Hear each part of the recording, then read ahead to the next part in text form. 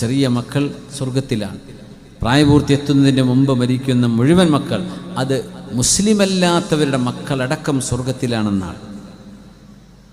സുബ്ഹാനല്ലാഹ്. ആരാ നോക്കണമെന്നറിയോ? ചെറിയ മക്കളെ ഖിയാമത്ത് നാളാകുന്നത് വരേക്കും അവരെ നോക്കി വളർത്തുന്നത് നബിയുല്ലാഹി ഇബ്രാഹിം അലൈഹിസ്സലാം. മിഅ്റാജിൻ്റെ രാവിൽ പുണ്യനബി ഇബ്രാഹിം അലൈഹിസ്സലാമിൻ്റെ അടുത്ത് ഒരുപാട് മക്കളെ കണ്ടു. ജിബ്രീലേ, ഇതെന്താ, ആരായത്? ഇത് നിങ്ങളുടെ ഉപ്പയാണ്, വല്ലിപ്പയായ ഇബ്രാഹിം അലൈഹിസ്സലാം. ഈ കുട്ടികളോ മുസ്ലിമീങ്ങളിലെ കുഞ്ഞുങ്ങളായി മരിച്ചുപോയവരാണ്. അവർ നോക്കുകയാണ് ഇബ്രാഹിം അലൈഹിസ്സലാം. അവർക്ക് വേണ്ട എല്ലാ സന്തോഷവും അവിടെ നൽകപ്പെടുന്നുണ്ട്. സ്വർഗലോകത്തേക്ക് അള്ളാഹു ആ മക്കളെ ആനയിച്ചെത്തിക്കുന്നത് വരെ ഇബ്രാഹിം നബി അലൈഹിസ്സലാം ആകാശലോകത്ത് അവരെ പരിപാലിക്കുന്നുണ്ട് എന്ന് പുണ്യനബി സ്വല്ലല്ലാഹു. അള്ളാഹിൻ്റെ ഏറ്റവും ഇഷ്ടപ്പെട്ട കൂട്ടുകാരനെന്ന് ഖലീലുല്ലാഹി എന്ന് അള്ളാഹു പറഞ്ഞ ആ നബിയുടെ അരികത്തേക്കല്ലേ എൻ്റെ കുഞ്ഞു പോയത്?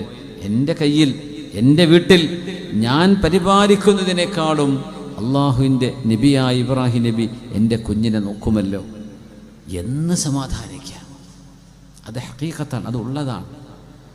നമുക്കൊരാശ്വാസം കിട്ടാൻ അള്ളാഹു മനസ്സിന് ക്ഷമ കൊടുക്കട്ടെ. എളുപ്പമല്ല, നമുക്ക് പറയുന്നത് പോലെയൊന്നും ഒരു കുഞ്ഞിൻ്റെ മരണമൊന്നും ഒരു ഉമ്മാക്കും വാപ്പാക്കും പെട്ടെന്ന് മറക്കാൻ കഴിയില്ല. എന്നാലും ഇങ്ങനെയൊക്കെ ആലോചിച്ചൂടെ? നമ്മുടെ വീട്ടിലൊരു മരണമുണ്ടായാൽ ആ മരണം ഹബീബിൻ്റെ മരണത്തോട് തുലനം ചെയ്യണം.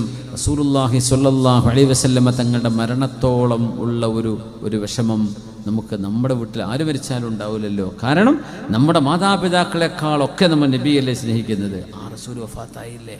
അപ്പോൾ എൻ്റെ കുഞ്ഞ് മരിച്ചാലും വാപ്പ മരിച്ചു, ഉമ്മ മരിച്ചു, റസൂലുള്ളാഹി തങ്ങൾ മരിച്ചോളൊന്നും എത്തൂലല്ലോ. തങ്ങൾ വഫാത്തായില്ലയോ? തങ്ങൾ പറഞ്ഞു, നിങ്ങളുടെ വീട്ടിലൊരു മരണമുണ്ടാകുമ്പോൾ എൻ്റെ മരണം നിങ്ങൾ ഓർക്കണം, നിങ്ങളുടെ വീട്ടിലുള്ള മരണം നിങ്ങൾക്ക് സമാധാനപ്പെടാൻ എന്ന് റസൂലുള്ളാഹി സ്വല്ലല്ലാഹു അലൈഹി വസല്ലം.